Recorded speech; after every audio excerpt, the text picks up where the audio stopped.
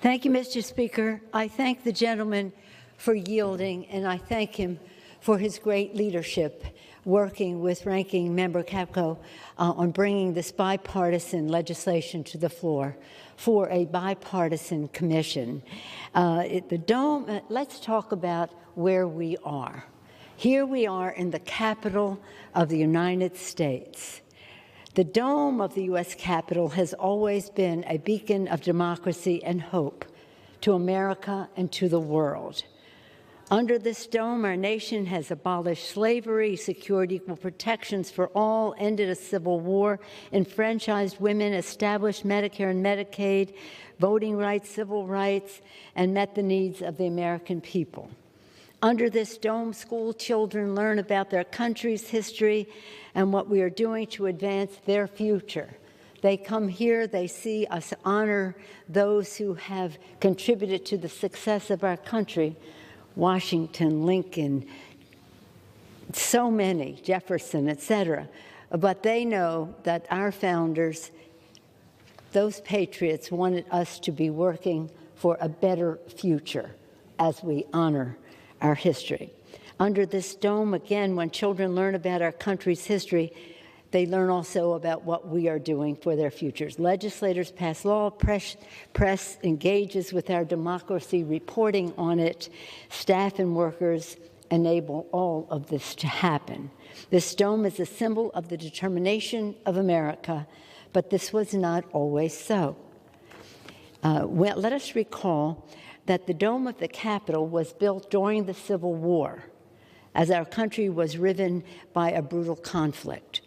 At the time, many said the iron and steel used for construction were needed for the war effort. They urged the president not to continue the work on the dome. President Lincoln said no. He knew that our country needed a symbol of strength and unity, a reminder of the shared ideals and common purpose that built our nation, a beacon of hope to guide us through times of darkness. And he knew that the work must continue as a sign of our strength and that the unity of our country. Sadly, Mr. Speaker, on January 6th, in the days, weeks, and months after, the Capitol dome was once again such a beacon. Would we prevail? January 6th was the day called for in the Constitution to validate the presidential election. It was not just another day in the life of Congress. That day, one of the darkest days in our history, our temple of democracy was under assault by insurrectionists. The gleeful desecration of our Capitol resulted in multiple deaths, physical harm to over 140 members of law enforcement, and terror and trauma among staff, workers, and even members. The insurrection was called for to impede our constitutional mandate. But the Congress returned to the Capitol that night to accomplish our purpose. We agreed in a bipartisan way that day that we would return to the Capitol. And that sent an important signal to the world. The insurrection called for people to impede our constitutional mandate, but we returned to the Capitol. Thanks to the courage of the Capitol Police, members and support workers, we showed the country and indeed the world that we would not be diverted from our duty, that we would respect our responsibility to the Constitution of the United States. We take that oath to protect and defend the Constitution. Again, in a bipartisan way, we agreed to come back to the Capitol. Today, over 4 months later, many questions regarding the circumstances of this assault on our democracy and the response to it remain. It is imperative that we seek the truth of what happened on January 6th. And to do that, Congress must, in a spirit, I believe, in bipartisanship and patriotism, establish an independent, bipartisan 9/11 type commission. Today, thanks to the leadership of Chairman Benny Thompson and Ranking Member John Katko, legislation to create such a commission is on the House floor. It's important to note, Mr. Speaker, that this is happening 4.5 months after the January 6th insurrection.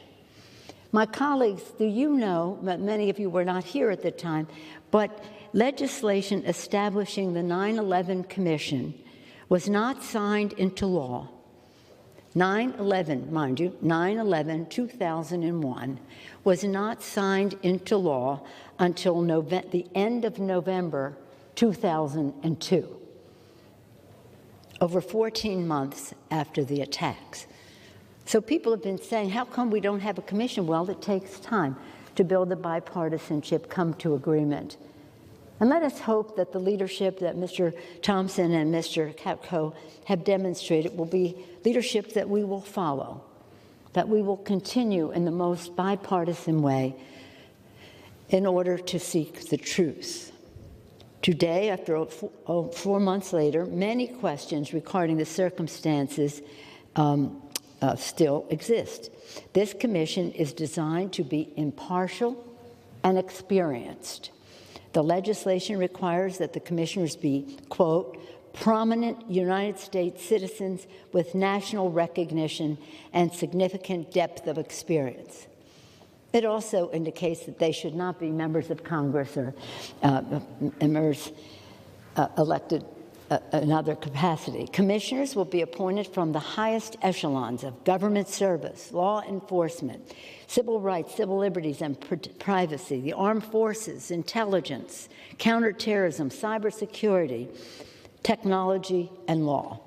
The commission will be, again, bipartisan and bicameral, with commissioners appointed by the majority leaders and the majority and minority leadership in the House and Senate, and will be actionable and effective, culminating in a final report on the facts and causes of January 6th, along with recommendations to prevent further attacks on our democratic institutions. I heard you earlier, Mr. Chairman, acknowledge the support and endorsement of the previous chairs of the 9/11 Commission, Governor Kane, and Chairman in the Congress, Lee Hamilton, co-chairs of the 9/11 Commission. They also had written to us earlier on about the need for such a bipartisan commission, but they also wanted not only to find out the truth so this doesn't happen again, but also to reinforce our commitment to democracy and take us on a path that is better and more unifying.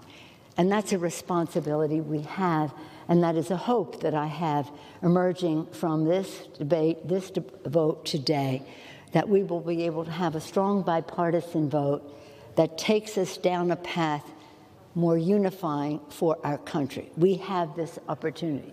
My colleagues, the press says to me, why don't you just go do your own task force, your own select committee to investigate this? You have the votes, you have the subpoena power, you have this or that. I said, I don't want to do that. We want this to be, as it is shaped, bipartisan, with shared responsibility, shared staff, in a way that the public will have respect for the outcome. To that end, 140 national security leaders have called for such a commission, writing, and this is what they've said, the events of January 6th exposed severe vulnerabilities in the nation's preparedness for preventing and responding to domestic terrorist attacks. The immediate security failings that permitted such a lethal breach of the Capitol complex by armed extremists raise serious questions and demand immediate solutions. A failure to deploy the full suite of available tools to fully understand January 6th and address its causes will leave the Capitol and the nation vulnerable to future attacks. These are a list of nonpartisan, 140 Democrats, Republicans. I don't even know what party some of them are. Without objection, I would like to submit their statement for the record, Mr. Chairman. Without objection, so ordered. After the bipartisan agreement on this commission was reached, the respected bipartisan chairs of the 9/11 Commission, Thomas Kean and Lee Hamilton, endorsed it, as was mentioned by the chairman, as I referenced earlier. I want to repeat, because I think it bears repetition, we very strongly urge House members to support H.R. 3233, the Bipartisan National Commission to investigate the January 6th attack on the United States Capitol complex.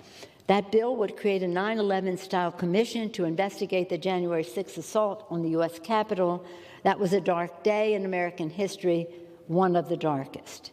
As chairman and vice chairman of the 9/11 Commission, unity of purpose was key to the effectiveness of this group. We put country above party without bias, the events before, during, and after the attack.